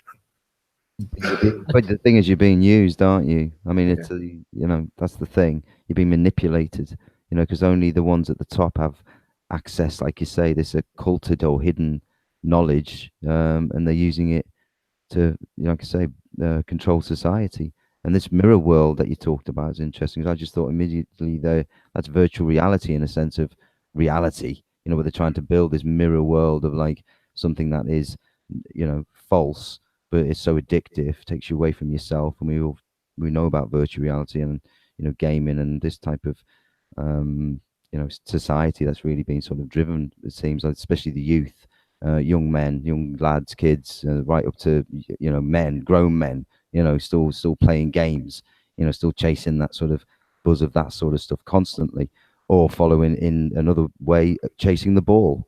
You know, what ball do you support? You know, is it a round ball, a rugby ball, a golf ball, a tennis ball, or whatever ball? You know, what do we, you know, it's that kind of distraction stuff. So it keeps people away in all kinds of, you know, manners, you know, where it's being used to manipulate us. And like you say, that external self and the ego, which they want you to focus on mainly, I think. You know, that's the you know, the things, you know, the look of you, you know, how you are, you know, the all that sort of basic shallow stuff about yourself and not going too far in. You know, they'll only sort of, you know, take you so far with that, but then you have to go outward to search and find the things that make you happy. So they keep you away from the things that will make you happy, which is yourself ultimately. Only you can be happy. It doesn't matter how much money you have. It doesn't matter when, you know, people who are rich get depression. You know, so there's, you know what I mean. So, you know, it's there's lots of things at play all of the time, and they're always trying to sort of, I think, just, you know, keep you away from really sort of digging into yourself, and, you know, going to that level, you know, evolving to the next level. You know, when he said about growing older, you know, when you leave this one, the energy, where's the energy? You know, where does the energy go? You know, it's like they say, where attention goes, energy flows. You know, and that's again, you know, used all the time with what you've said about distraction and, you know, how they mainstream media, you know, the sideshow, all the rest of it, and that pick a side stuff as well, and blame game. It's all part of it. But you did mention as well, just one, because the solar effects on the human energy, I put biology, human biology energy. You know, where the sun has been, you know, obviously it has an effect on us, you know, cosmic rays, you know, hitting us constantly, and, you know, the weather effects and things of this nature. But, you know, we're being sort of, there's been, like you say, there's that guy you mentioned, what was his name again? I can't remember. Alex Ansari. Yeah, like making those links. And I remember him. I think I did on my old channel, maybe subscribe to him. It does ring a bell. And yeah, that's an interesting thing to throw into the mix as well. How it's affecting us generally. This, the, you know, the solar effects. Well, a good thing about that, Peter, is that watching Suspicious Observer, he's now got a space weather alert app. Yeah, people put on their phones, and you find that the two things that affect health most are the big solar flares, because it's ions, because there are so many ions in the body.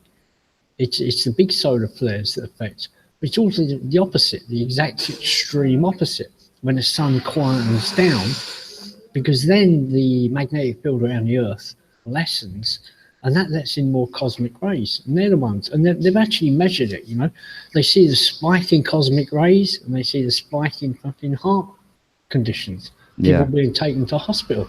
It's a direct link, yeah, because all the nerves of the body use ions, and these cosmic particles that come in, they really do shift, yeah, and they've got a lot of energy. But the thing I was trying to say is it's the extremes that cause the damage, yeah. And you see that so often with solar energy. People say, oh, will it be this too big, or will it go the other way? You know, both extremes are always bad in that kind of situation. Yeah. That's why we have a temperate. That's what temperature means. It comes from the word temperate, keeping things equal and balanced. Yeah, and comfortable. Yeah. You don't want it too hot or too cold. It's just right. Like the Goldilocks zone. The other thing you touched on, Cookie, was the steering of people. And I put in the comment on the side here. It's like the teacher finding you someone to play with. Yeah. And sometimes, you know, it might be like Peter said, games. You know, oh, you want to be on the far right? Well, go over there and play with the far left, and you can play rough. Or you want to do this and go over there. They're very patriarchal, which is condescending as fuck. Yeah. Oh, you're like football, so you go and watch that. You know, and they're like a teacher, yeah, telling all the children where to go and how to occupy their time. And it's so easy to just let yourself be talked to that way, because we all experience being a child talked to by an adult. And that is the authority, in fact, that they teach police as well. Mm. They Yeah. teach your average policeman how to talk down to somebody like a child. And most people fall for it. Yeah. Because nobody else does that to you when you're an adult, really. Yeah, Only your except the boss. parents. Yeah, it's your parents, but you learn to ignore them, yeah. But it can take 40 years to learn to ignore them. Mm. But nobody else in the real world talks to each other like that. So it takes people by surprise. The voice of authority. The assumed authority. Because I put in my notes as well, I could talk about the situation in Gaza. The protests there are still ongoing. Another 12 kids, I'd say kids, young people. You know, the age probably varies a bit, but 12 young people died just the other day. You don't see that on the mainstream news, not here in the UK. Yeah, you find information online, you'll find some of the foreign news channels covering it, but UK media hasn't covered it. The situation in Yemen, They're slowly Barcelona finding out. protests as well. I wanted to ask you about. That's a year on, isn't it? I read today. That's Yeah. a year Well, on. that was Yemen it was now normal is today. Yeah. that state's collapsing. Yeah. Well, the Yemen thing, they're actually turning that now. They're beginning to turn it into the charity industry. Yeah. So that's the way they're going to go with that. Yeah, bomb it into the Stone Age and then bring in all the NGOs to rebuild it. Yeah, I remember seeing Jemima Goldsmith doing a charity for Syrian children about 4 years ago. Yeah, the cynicism of it was just sickening. But what happened in Barcelona is, first of all, the national police sort of had a demonstration complaining that they didn't get paid as much as the Catalan police. But why did they hold it in Barcelona? You know, because it's the Madrid government that's going to pay them more money. And on all the posters for it, it was like a celebration of all the people who was beaten over the head last year, literally. Yeah, you know, little fascist flags in the corners of the fucking posters and shit like that. It was really nasty. The Catalans should have stayed away. Yeah, it was obvious provocation. Yeah. And that they got one guy with a video attacking somebody with a flagpole, like knocking him on the head. But this guy just punched somebody in the face. So, but even so, adds in, like I was talking about, how they're trying to deliberately get individuals and whole demographics agitated to the point of starting on each other. And it's difficult. Well, obviously, the minister was saying, because what happened was it was the Catalan police who got in the middle. And they said they were trying to stop more violence from happening. They're trying to. I think a lot of them were, but you know. They're trying to fight for freedom. The problem is with a protest, the Catalans are usually good at keeping the provocateurs out. But if the police go in to keep people separated, well, you know, the police aren't very good at keeping the bad ones out. And there are obviously some who support unionism in the Catalan police, and they were the ones that were going in heavy-handed with rubber bullets. I've seen now as well. Yeah, somebody's posting them up, so there was some of them fired as well. Well, it did get nasty at that protest last year, didn't it? With the police just brutalising people, throwing them down the stairs, and in that building which we saw. They've been charging the people who got thrown down the stairs and shit like that, man. The provocation doesn't stop. Yeah. Mm. One of the women that got dragged down. She didn't actually have her fingers broken. She said it in Catalan. Oh, they broke my fingers. What she was saying was, they broke my hold by bending my fingers back. And somebody mistranslated it as they bent my fingers back and broke them. And so somebody, that's what people are looking for. Journalists are looking for. So straight away it got built up into what it wasn't. I think like what Cookie said, I think they love keeping tensions high. They love this, and they'll keep playing it, and because they'll do it in every region. No, not just in Spain. They'll do it here. So they'll pick their places, and they'll keep the tension high in whatever way, whether it's on the street, whether it's through propaganda on the news, or something actually happening. They're always they're always doing that constantly. If you notice, it's to keep us all sort of in this state of flux and uncertainty. And what's going to happen is Theresa May losing the plot? Is she? Ooh. Do we give her a vote of no confidence? I was just about to say, without reflecting for a moment, maybe it's time for UKIP to kick sort of Tommy Robinson out and keep their distance from him. And then I remember what you all say, Pete, is they don't actually want Brexit. So the UKIP will probably keep Tommy Robinson on the side just to discredit them when they'll most need the support. Yeah. Yes. And I mean, I was laughing the other day because I thought if Boris Johnson's attacking her and saying what he's saying, then things must be bad, you know. And they've been hanging on for a while. I've said it for, you know, a good few weeks now. You know, I'm surprised that we haven't had some kind of, you know, sort of, I don't know, a vote of no confidence in her or something like that, which they tend to do, you know. So we know this is engineered. Nobody knows why it's hanging on and hanging on and hanging on. Even, you know, the people who aren't sort of what you call aware of what's going on, really going on, how they play this thing. What you call the ones who just are looking at the mainstream, and they're even asking the question, well, what's going on? You know, they've normally got rid of it, or they've normally changed things by now, and all the rest of it. So they're playing a game, and you know, people are, like I say, they're keeping people nicely confused, and you know, they're, like I say, where you know you know your attention is, you know, that's where the energy is, and they're keeping people distracted here, whilst you know other stuff is going on throughout the world, and we're not hearing much about, you know, like I say, the stuff happening in Israel could be kept very quiet, or other stuff happening in Syria. Something popped up before. I think Iran's bombed Syria or some parts of Syria or something. Yeah. Bombing rebels that are supposedly based in Syria that were connected to the terrorist attack on their parade. So it's all like, you know, there's lots going on, you know, in that sense of like this, you know, war on us and the people. They could decide Brexit, but if Juncker would just sober up long enough to have that dance off with Theresa May, yeah. I mean, you got Juncker stumbling around, yeah, drunk, on the kind of, you know, like a lot of those videos now, you know, you got one person dancing and then the other one, you know, and rapping on the side. You know, and Theresa May there opposite him. I think she'd win, yeah. I think maybe that's why they don't do it, yeah. I don't know, just don't give me the image, you know. Yeah. Don't worry, I'm sure there'll be a meme version of that at some point. Yeah, the meme wars seem to have intensified recently as well because of all the shit about supposedly the copyright law that they're bringing in Europe. Yeah. Yeah, so the memes have been flying all over the place. Yeah. I think people maybe are like getting them in before they get taken away, almost kind of thing. Yeah. So yeah, it's the last chance to post some decent memes, get them out there.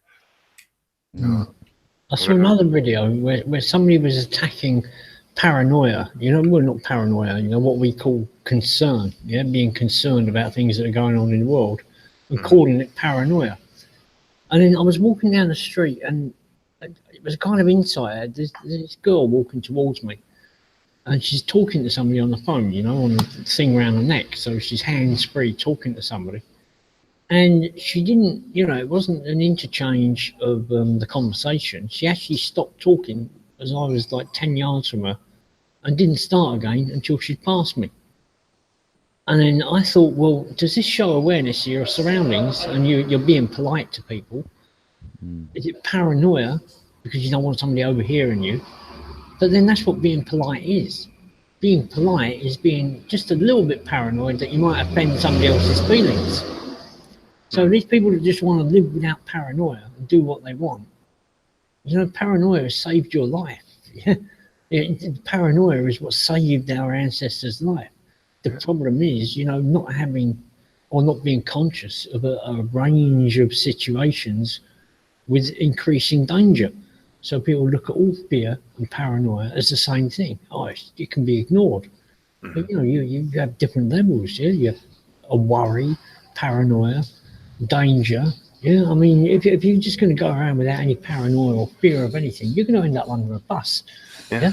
It's also a keyword phrase that is used, like conspiracy theorists, to shut down the thought process. Somebody will just shout, "Oh, you're being paranoid," and you're meant to go, "Jump, stop, not allowed to go any further, not allowed to continue with that consideration."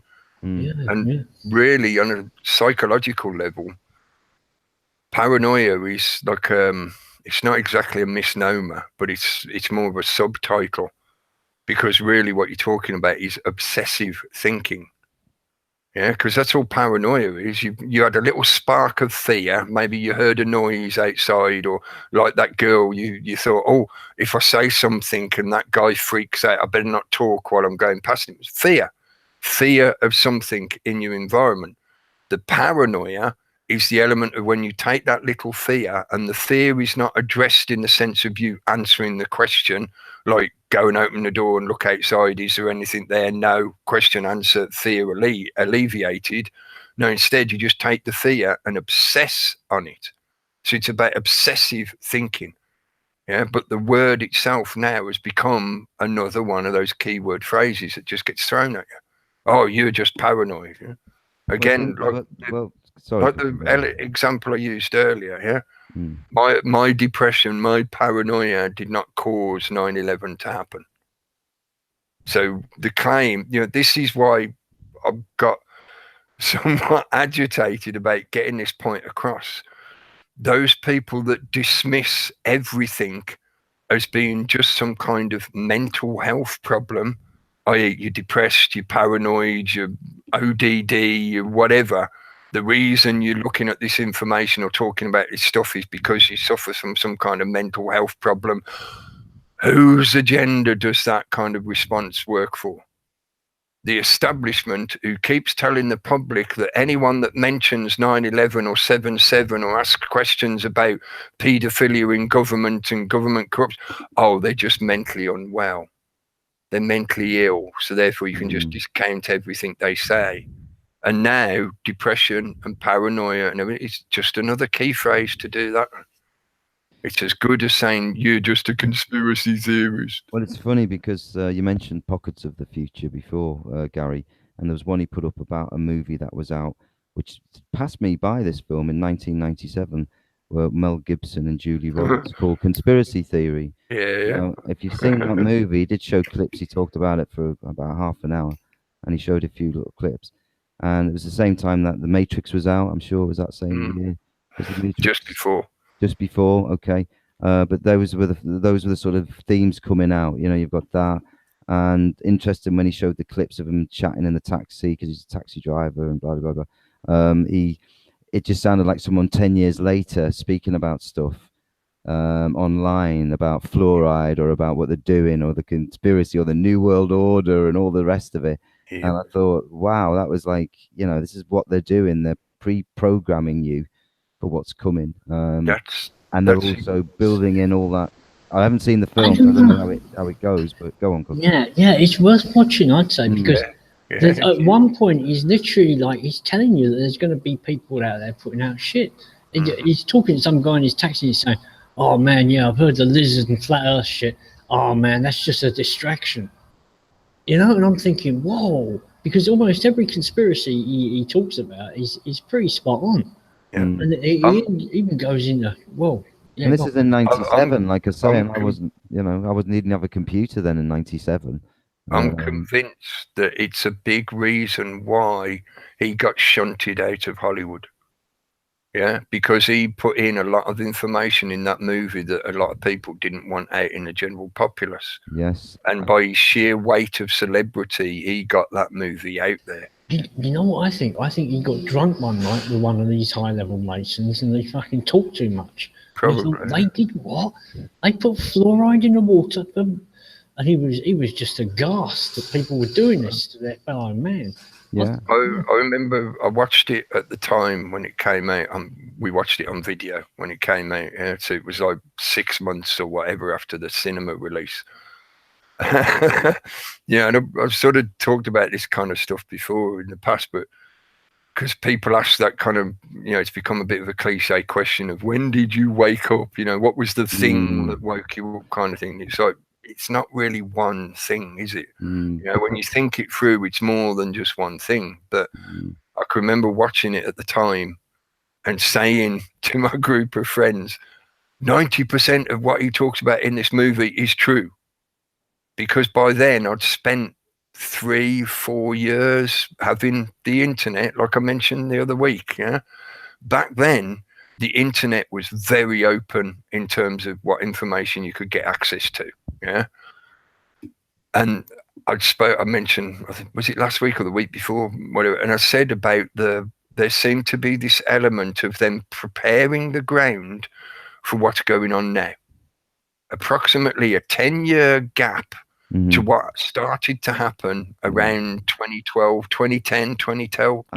I'd say before that, 2008, 9, even then or before. So when people were getting computers and getting online and getting the when it became part of the infrastructure, broadband, when it started getting absorbed into the commercial environment, such that most of what you do in daily life you can now do via a smartphone screen. Yeah.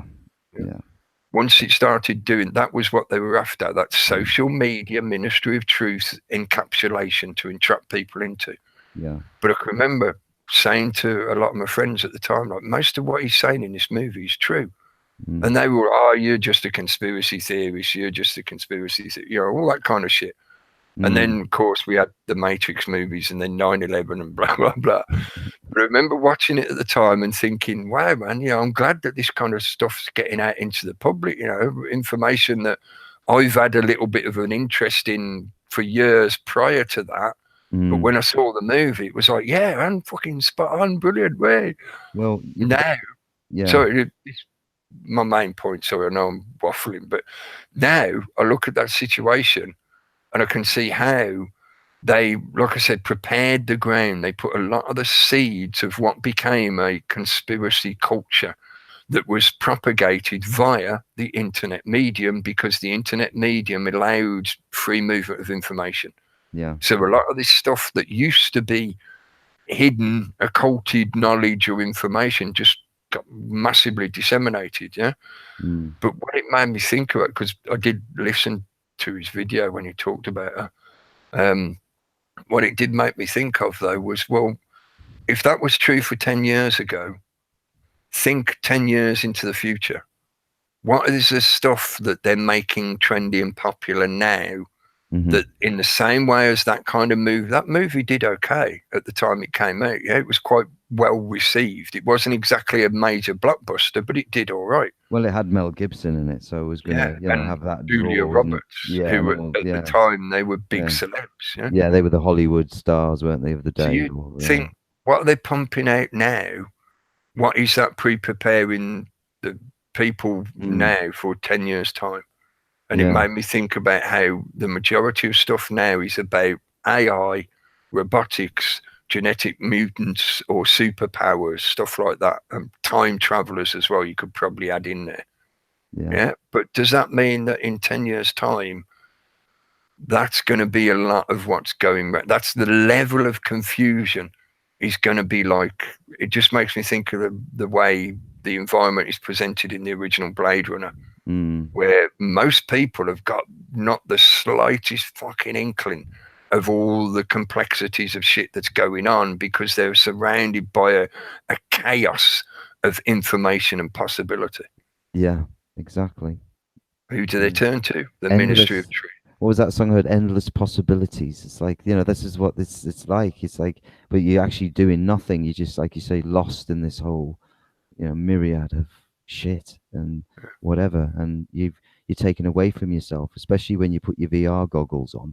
I mean, that's when you are totally like sucked in that sense, which is what they're trying to get, I think, the next generation to be on, or use this as start off as we see with like educational tools, and it's really useful and all the rest of it. But eventually, most people just sitting or with these things on their head, or even more, what Elon Musk is trying to sort of push, this kind of implanted, almost augmented Google Glass fitted into your eyeball. That's the sort of thing that is kind of, like you say, 10 years, where have we come in 20 years? Look where we are in 20 years.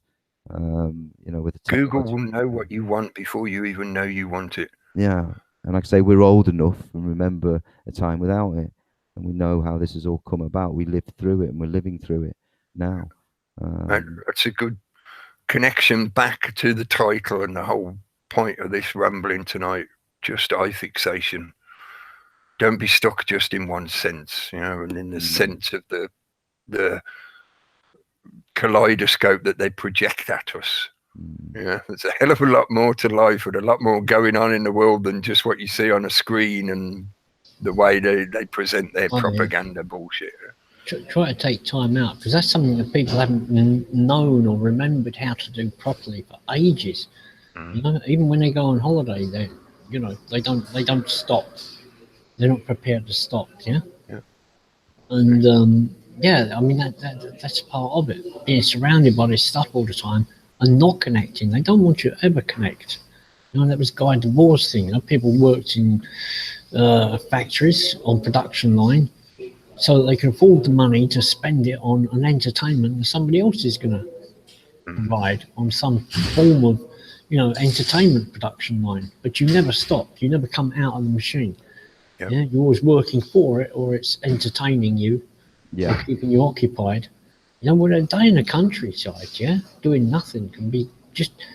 I mean, it regenerates you, for God's sake, you know. Yeah. Why don't people do that more? Because they want you to forget about that. Yeah. Yeah, and that's the problem. I mean, that's why they built the cities, wasn't it? To actually cut you off from all that and get you into that slave work mode or that social building of all that. And then, yeah, getting back to yourself and all the good stuff. Yeah, getting back to nature, and that's where that's where you find you reconnect. And if you're in a city, I find a city. I'm not in a city, but if I was, it would find after probably 2 or 3 days, I'd just want to get the hell out. Now I would anyway, being so long, away from a city for quite a long time. I know when I do go visit, it's this energy. I'm talking London here.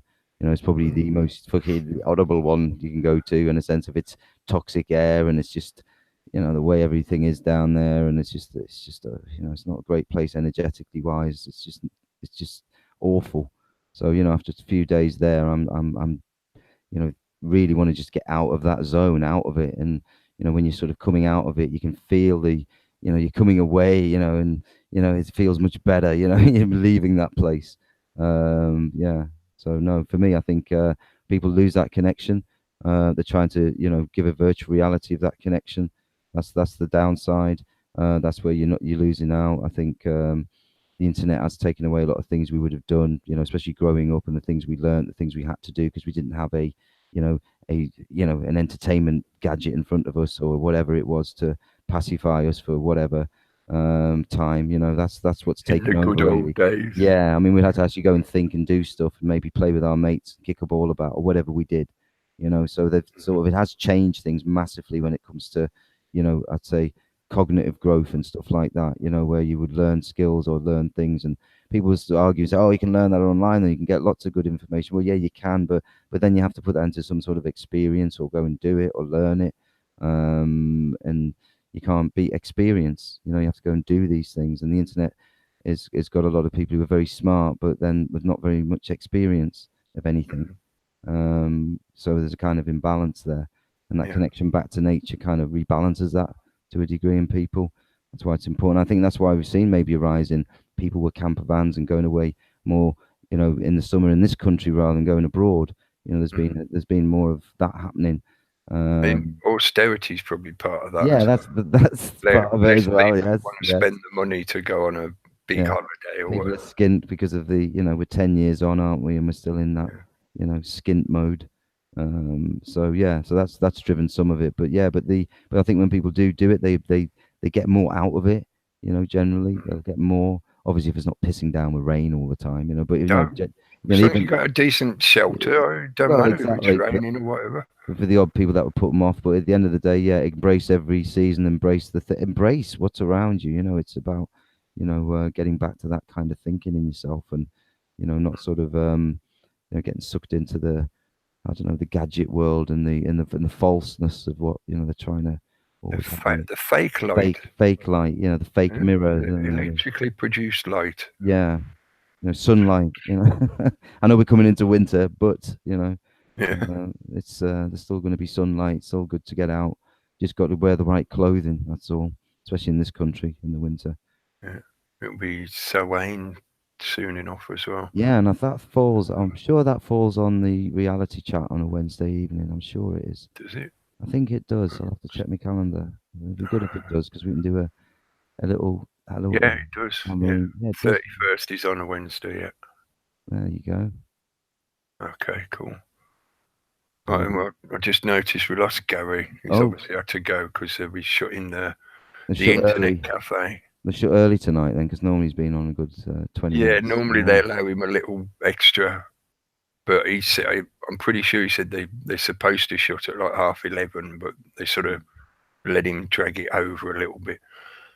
I'm just 'Cause thinking he's when they change the times at the end of this month, you know, because we go back an hour, don't we? In the winter, is it back an hour? Yeah, back an hour. And the clocks do. We yeah, don't. but yeah, we don't. But they mess with our, you know, they mess with us again. You know, messing around with the times, push it back an hour. So that will mean he'll be. I don't even know if they what time their change happens. Is it the same or do they not change? I haven't looked yet. I don't know. You can change times, can't it? It's different times, but I'll find out when it becomes more needed for me to organise myself. But no, I don't know off the top of my head. It'll be Anyway. soon enough. yeah. Anyway, I'm going to say hello to everyone in the chat room. We'll say hi, welcome. Thanks for joining in. Thanks for giving us your attention for a couple of hours. My chat only goes back to 9, so I ain't got the first bit in, but sorry if I miss you if you were in the first bit and I don't see your name. It's a spectacle. That's Gary was in the room. And yeah, there was some spam by the looks of it. And that's the kind of shit I was on about. The resurgence of these accounts that just turn up and just want to be disruptive in one way or another. Yeah. They're not helping anyone here. It's my main argument against them. You know, what they're doing is not helping the question in any way whatsoever. They're not helping people learn better or avoid danger or any shit like that. They're just aggravating the situation.